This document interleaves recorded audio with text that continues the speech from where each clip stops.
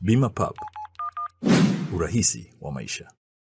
Nisisitize kuwa katika mpango huu wa miaka mitano kuanzia mwaka wa fedha 24-25 hadi 29, magonjwa ya mifugo yanayolengwa ni yale yenye athari kubwa kimkakati ambayo ni homa ya mapafu ya ng'ombe, sotoka ya mbuzi na kondoo na mdondo kwa kuku.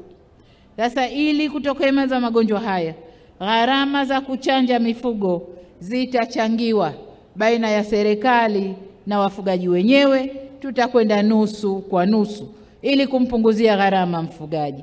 Lakini kwa upande wa pili, gharama za kuchanja kuku zote zitabebwa na serikali.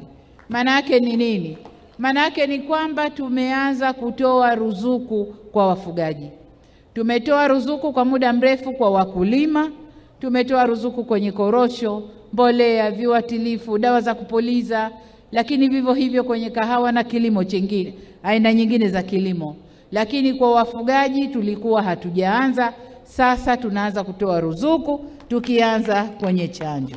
Mkuu wa chuo cha Kilimanjaro Institute of Technology and Management kilichopo Mwenge jijini Dar es Salaam chenye ithibati na usajili wa NACTVET namba REG/ANE/029 anapenda kuwatangazia nafasi za masomo kwa ngazi ya diploma na certificate kwa muhula wa masomo utakaoanza Oktoba 2025 katika kozi za IT, Hotel and Tourism Management, Front Office, Business Administration, Accountancy, Procurement and Supply. Chuo kimebobea katika ufundishaji kwa njia ya vitendo na kimeweza kutoa wanafunzi wenye weledi. Wengi wameajiriwa ama kujiajiri, na kwa wale ambao wameamua kuendelea na degree wameweza kujiunga na vyuo vikuu bora hapa nchini na nje ya nchi. Pia kuna kozi fupi za computer application, graphic and design, video production pamoja na CCTV camera. Kwa maelezo zaidi piga simu namba 0717816034 au 0754864361. KITM, elimu na ujuzi kwa uchumi imara.